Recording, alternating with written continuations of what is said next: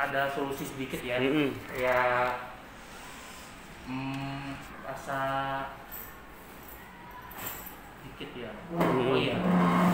Kalau ada sih sedikit aja. Menurut saya sih sering-sering beribadah pada Tuhan. Atau sering kegiatan lain. Kayak misalnya bantu orang tua atau ini keluar itu kemana. Yang penting relax kepala kita sendiri. Apa? Apa kepala kita sendiri apa? Kayak misalnya kita ada ada masalah, keseringan apa gitu, jadi nggak berhenti terus, kita harus tetap ini relax aja ceritanya. Selalu berpikiran positif.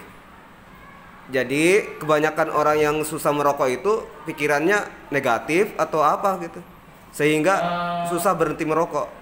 Negatif saya. Banyak orang berpikir negatif terus, bawahnya kecandu terus gitu. Terus gaulan luar jadi ini. Kan banyak inspiratif. Inspirasinya banyak, apalagi di kamar mandi. Iya. Tuh. Bagaimana pendapat Andre yang seperti itu? Karena merokok itu menghasilkan inspirasi yang brilian dari hasil merokok. Bagaimana menurut Andre? Apakah itu benar, Andre? Ya sih benar aja. Kayak apa ya? Misalnya kita kalau orang ngomong mau sukses gitu kan, nakal dulu baru sukses. Bener nggak Pak? Nakal dulu baru sukses. Padahal prinsipnya salah. Kayak misalnya salahnya di mana? Hah? Salahnya di mana? Kesalahannya ini orang kalau ngomongnya ada nakal dulu baru sukses, itu salah besar menurut saya. Soalnya kenapa? Orang nggak misalnya kalau kita nggak ngejalanin, gimana mau sukses? Misalnya kayak mau ini kegiatan nakal dulu kayak tawuran, rokok, atau ini kecandu apapun, PMO, tahu Pak PMO? PMO apaan sih? Belum tahu. Itu sih sensor aja. Kan tawuran, candu, merokok. PMO apa sih? PMO itu kayak sebutan pornografi gitu ya. Oh, ada kaitannya dengan pornografi. Pornografi itu PMO artinya. Itu singkatannya. Iya, kena apa MP-nya, MO-nya, apa O-nya? Porno. Saya sih pernah dengar sih panjangnya sih PMO itu punya porno motion apa itu ya? Pokoknya dia ngartiin supaya kita nggak nonton gitu, jadi disensor, nggak boleh gitu. Ada lagi Pak? Iya, maksudnya kenapa itu adalah nakal dulu baru sukses? Kesalahannya besarnya itu di mananya? Dan menurut Andre kesuksesan itu dengan apa sebenarnya untuk mematahkan nakal dulu baru sukses itu? Ya menurut saya sih ya kalau nakal dulu baru sukses itu cuma prinsip ya, kata doang ya.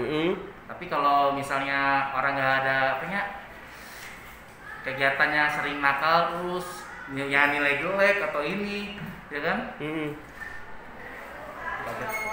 Waalaikumsalam. Ini lagi podcast Bu sama Andre. Iya. Terus Andre?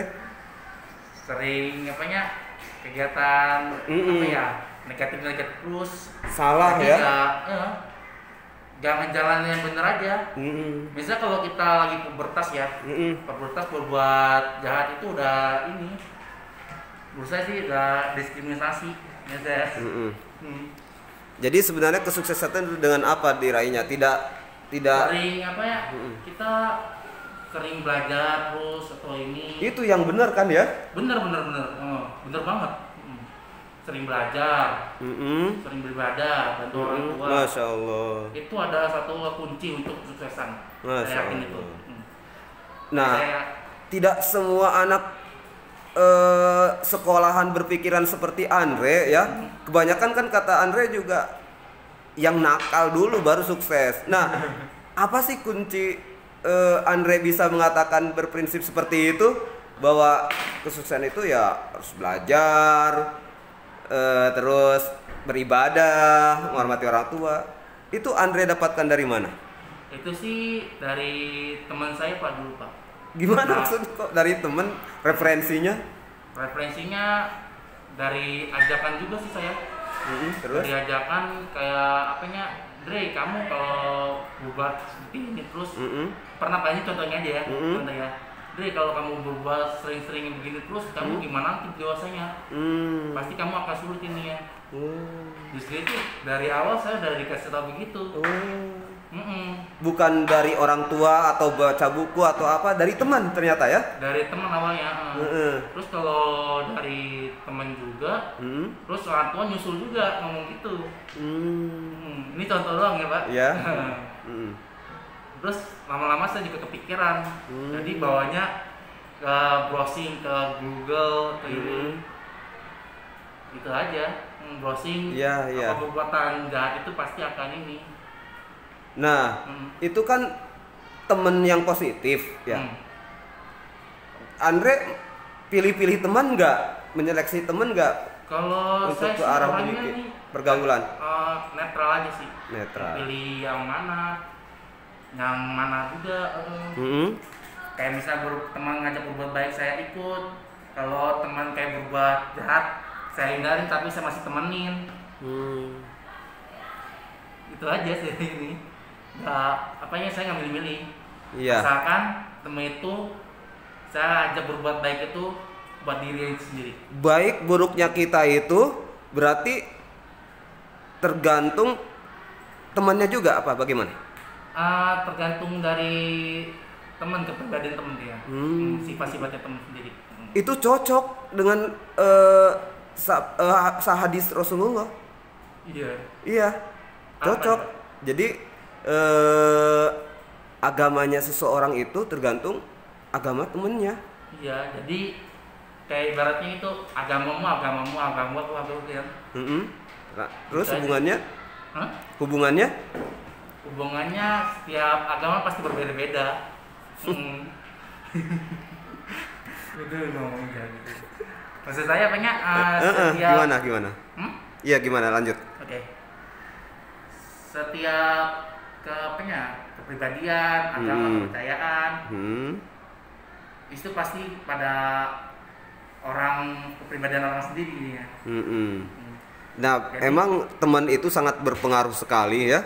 Persahabatan, pergaulan itu sangat berpengaruh sekali terhadap diri kita, Yandre. Iya. Baik buruknya kita tergantung pergaulan lingkungan teman-teman kita ya. Iya benar. Dan nasihat itu kayaknya lebih efektif seperti yang Andre sampaikan tadi. Andre dapat nasihat itu dari teman. Apakah benar itu lebih cepat masuk kepada ke perilaku kita, nasihat teman-teman kita itu sendiri? Ya. Yang lebih didengar gitu dari nasihat dari teman itu sendiri, apa gimana? Saya sih cuma sebagian doang dengernya. Jadi saya terusin untuk berbuat orang baik. Ya, maksudnya berarti apakah tidak efektif orang tua, guru menasehati siswanya itu, apakah tidak didengar tapi lebih mendengar nasihat dari temannya sendiri apa gimana? Dari temennya menurut saya. Soalnya kenapa?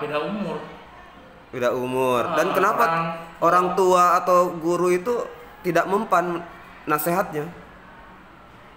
Ya Malah lebih mempan orang-orang yang seumur gitu. Ya. Kenapa tuh? Menurut Kira-kira? saya sih itu dari kelompoknya. Dari kelompok atau enggak ini. Jadi dia ngikutin percaya kelompok lain ketimbang kelompok yang sebelahnya yang lain. Kelompok yang diri kita sendiri, teman-teman, ketimbang orang tua sama guru. Terus, terus? Terus percaya sama orang tua sama ini. Jadi kita agak ngengkelan gitu. Kita jadi berbuat jahat lagi atau enggak berbuat buruk lagi. Buruk sama ini. Ya, kembali lagi ke tadi siswa perokok, dan seperti yang Andre sampaikan itu, Andre tidak merokok itu dapat informasi dari orang tua, ya, pernah dikasih tahu orang tua Iya. akibat buruknya, ya, dampak buruk dari merokok. Iya benar. Soalnya kalau gimana ya, orang kalau misalnya udah kecanduan rokok pasti sehari 2 hari aja udah nggak ini. Apanya tetap kecanduan terus walaupun dia mau berhenti. Jadi beratnya kalau orang mau tobat, kalau berbuat dosa lagi lebih baik daripada berbuat tobat. Bapak tahu kan Pak? Belum. Gimana? Nah, kalau misalnya udah sering orangnya berbuat dosa yang banyak, maksiat atau ini, terus dia pengen tobat, sebulan 2 bulan dia pasti buat ini lagi, dosa lagi. Orang pasti kalau udah kecanduan sama dunia pasti tak akan ini Pak, pasti dia kecanduan terus walaupun dia lupa akhirat. Jadi artinya kita nggak bisa jauh-jauh dari perbuatan ini, kayak merokok atau kecanduan, sering-sering ini berbuat tawuran, kriminal, pasti kita nggak jauh juga. Tapi saya percaya itu suatu saat nanti dia mungkin ngelakuin itu lagi. Karena apa? Karena kalau masa-masa remaja atau dewasa itu dia cepat sekali, cepat pemikirannya, cepat ini,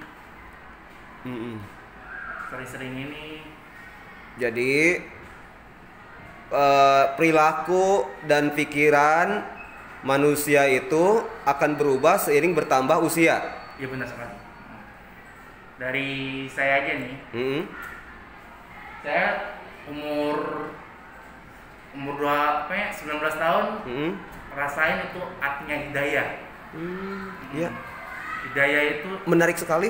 iya benar. Oke. Hidayah rasanya kayak kita sering-sering berbuat tobat, sering sholat.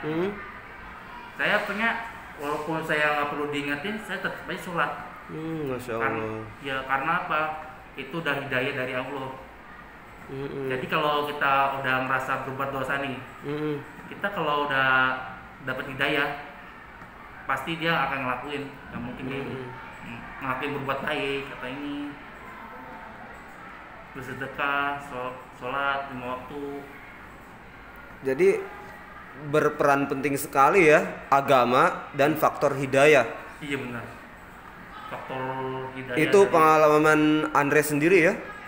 Di usia remaja Andre ternyata sudah mendapatkan hidayah.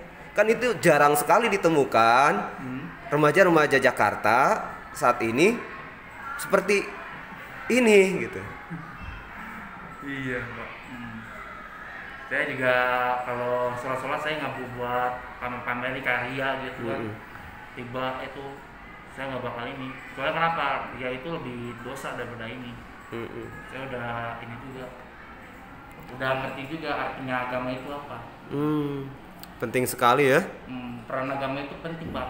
Walaupun kita dimanapun, kita nggak boleh lupa sama Tuhannya kita sendiri.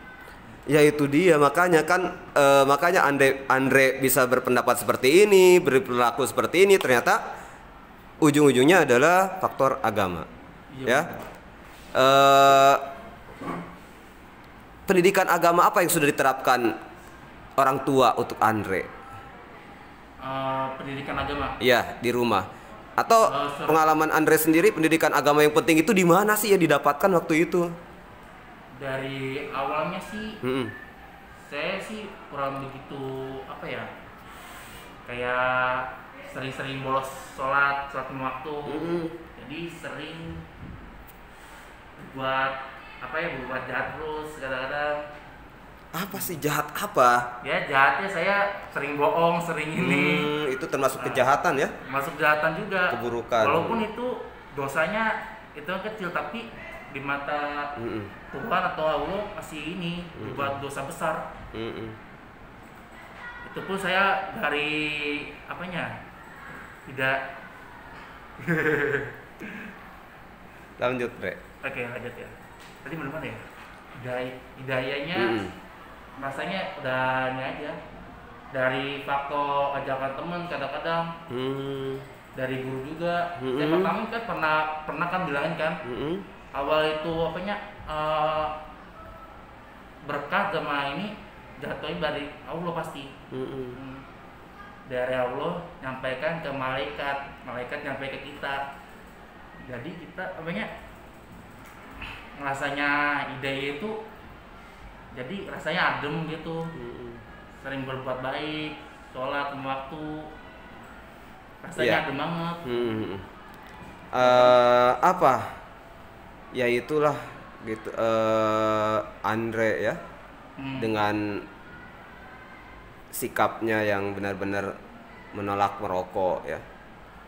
Ada keburukan lain untuk yang tidak merokok di depannya para perokok, ada gak? Kalau menurut Andre yang lain sih dari asap. Asap. Asap kenapa sih orang orang lagi ngerokok gitu depan ngasap gitu, merokok di depan orang lagi walaupun ngerokok, nyium aromanya udah pusing banget. Orang kalau ini minta komplain, takutnya tersinggung. Takutnya memang benar tersinggung, iya. Benar tersinggung. Bagaimana tuh solusinya? Solusinya saya kan sering saya kasih tahu sama orang itu. Katanya bapak, Pak, tolong Pak rokoknya diturunin nih, soalnya saya bergerak gini. Pak pasti akan turun, pasti kalau misalnya nggak ngerti. Berani sekali ya, Andre ya? Pernah ya? Pernah saya tindak gitu. Rokok gitu. Ini itu orang nggak ini saya diemin aja. Ada rokok saya walaupun ada masker nih misalnya, ada masker saya tutup pakai masker, nggak mau hirup udara asap lagi. Jadi sarannya apa, Dre, buat para perokok yang mau merokok tapi di depannya ada yang tidak merokok gitu? Sarannya apa? Menurut saya sih saran sih walaupun teman ya, teman atau orang lain, tetap harus pakai, walaupun nggak hirup rokok nih, pakai masker aja. Masker, gitu. Atau enggak? Aman. Atau enggak jaga jarak. Jaga jarak sampai 60 cm. Itu. Nah, ada saran nggak, Andre nih untuk closingnya bagi para perokok itu sendiri? Apa buat saran dari Andre bagi para perokok aktif dan candu? Menurut saya sih ada saran aja sedikit ya. Walaupun kita kecanduan rokok itu ini sering merokok, nggak bakal sih semoga aja kita dikasih kesehatan. Sarannya itu aja, dikasih kesehatan. Semoga umur kita panjang. Ya Allah, bijaksana sekali sarannya, Andre. Buat para perokok, semoga diberi kesehatan, semoga diberikan umur panjang. Iya, cukup. Ada tambahan lagi saran? Saran saya sih gitu aja. Bijaksana sekali, Andre ya. Walaupun kita ngerokok nih, sering ngerokok, berhentilah berusaha. Walaupun kita tetap ada saran berhentilah. Iya, berhentilah seperti walaupun kita nggak ngerasa rokok gitu, itu demi kesehatan sendiri, Pak. Walaupun kita udah sering rokok, paru-paru udah hitam, itu penyakitnya lebih parah daripada ini. Oke, Mas Andre, untuk closingnya sekali lagi bisa dilepas maskernya untuk Oke, Mas Andre, bisa perkenalkan Mas Andre ini alumni tahun berapa dan kelas berapa, di jurusan apa untuk terakhir? Halo, nama saya Andre Saputra, saya dari TKR alumni SMK Muhammadiyah 2 Jakarta. Muhammadiyah 2? Satu ya? Oh iya. Close. Ya. Makasih Pak. Ya. Halo, nama saya Andre Saputra, saya dari alumni SMK Muhammadiyah 1 dari angkatan 2019 sampai 2022. Iya. Oke, terima kasih Mas Andre. Semoga podcast ini bermanfaat ya. Ya, amin. Iya. Kita akan terbitkan di channel YouTube. Dan untuk promosinya dari Andre sendiri untuk channel YouTube Pak Tamim. Oh iya, promosi saya atau saran dan kritiknya juga boleh. Oh iya. Silakan komen dan subscribe, like dan subscribe. Semoga channelnya Pak Tamim Hamzah bermanfaat bagi orang lain dan siswa-siswa yang lain. Iya. Terima kasih Salam Mas dari Andre. Iya, assalamualaikum. Waalaikumsalam.